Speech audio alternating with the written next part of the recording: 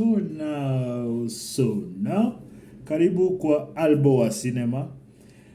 Today I'm going to talk about guilds and associations that have been made or set up to look after welfare or the practitioners in the film industry in general. I'm going to make reference to the current strikes in America. They're called SAG, SAG. I think it's Screen Actors Guild, I believe. Yes. And there's also the Writers Guild there, that AFTRA, yes, that they went on strike 3-4 months ago. And what they were asking for, of course, is the usual: more pay or better conditions, and some protections from the current rise in artificial intelligence. Now, there are a few things that have like locally in Kenya, we have Actors Guild, Producers, Directors Guild. There are a few of those, but by and large, they are irrelevant and briefcase organizations. They do not really represent anyone per se, except this small group of, say, producers and actors that have been around a while. So consolidating the cartel mentality. They have no effect on laws. They have no effect on the pay. They have no effect on conditions. They have no effect on nothing. These organizations are created primarily to take advantage of every now and then there's funding. That's really it. Something's a project that's being funded by KFC or some international organization, or so they say, no, we want to deal with organizations. The usual talk of those kinds of things. So locally, personally, as a businessman, I don't like unionization. I don't. Because there's something to be said about people you employ coming to organize your organizations, then form other organizations to tell you how to run yours. There's something to be said about that. Me, I always say, if you're unhappy at a place, just walk out, go to another place. But that's not so easy. So what they decided to do is create these organizations that somehow attached to governments and whatnot. So to try and basically what happens a lot is they arm twist the businesses to do what they want.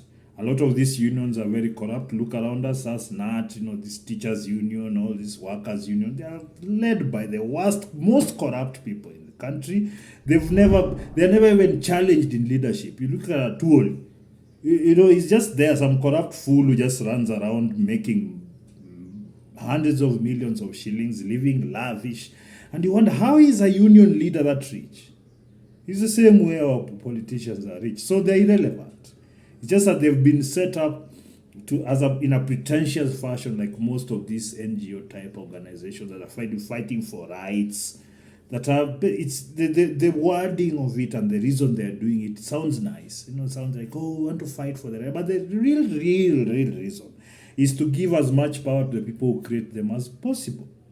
Now, wherever you look worldwide, nobody's fighting for anybody's rights here. Everybody's trying to consolidate to try to make a living more than the other. So, do we need them in Kenya? In my estimation, no. Of the 20-some years or whatever that we've actually been practicing in this industry, whatever organizations exist just appear when there are events and there's funding. So irrelevant. In the US, they were more relevant, but their power has been greatly diminished because of their own actions. These writers and actors, if you look at the way Hollywood has been behaving in the last few years, say the last 10 years, the level of writing is so low that they can be replicated by AI. I'm going to do a video just showing you, like I can enter something on ChatGPT. They write for me a script. They write for me a scene. It does that. And it does that in a very generic fashion because it's collecting from all these writers from all over the world. So it gives you that generic look. But that's how most of these writers are. They don't write anything new or creative. They have become incessantly arrogant with this social justice movement that they are pushing everywhere. And most people that are being hired for these jobs are not good enough. So they're writing bad scripts, but they have to be there because either they form part of that social justice soup. So they like, if you mix them, I'm black, I'm gay, I'm this, and that, they are hired because of that. So what has happened progressively over the last 10 years more specifically is that the quality of storytelling has been horrendous. These people they've come in there, they're trying to write the stories about how they are oppressed but not oppressed, but they just push it. Oh, I'm gay, so this happened to me. Oh, I'm transgender, this happened to me. We need a black what is it called, Little Mermaid, we need a black this. You see, all these things that have been happening, there's no originality. People are just taking established IP and good ideas from birth, and then they've just, they've added their rubbish in there and then destroyed it. So these writers specifically, they've lost the economic power. You can be replaced by ChatGPT like that. And I'm going to show you actually. The next video, after doing one addressing the Andrew Kibe issue about his channel being cancelled, Bomboclat. After that, I'll show you why the writers themselves have made this happen.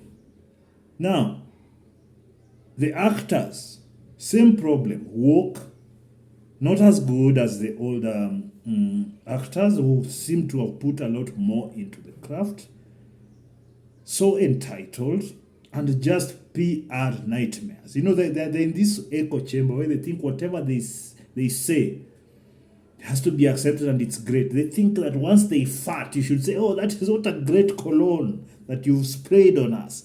This kind of people, like this one, this person. There are many, but this is the one who's annoyed me the most. There is the arrogance. Even she was saying, I stand here with this dress I should be paid for every hour. Blah. It's just entitlement. At the same time, they're having issues with the streaming services because that's where a lot of the content they did was moving to. But the streamers are not coming through. They're saying, oh, there's some earnings. They want earnings from, future earnings and not all that.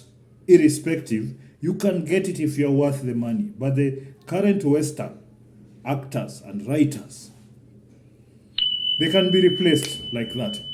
I'm telling you, this world has changed.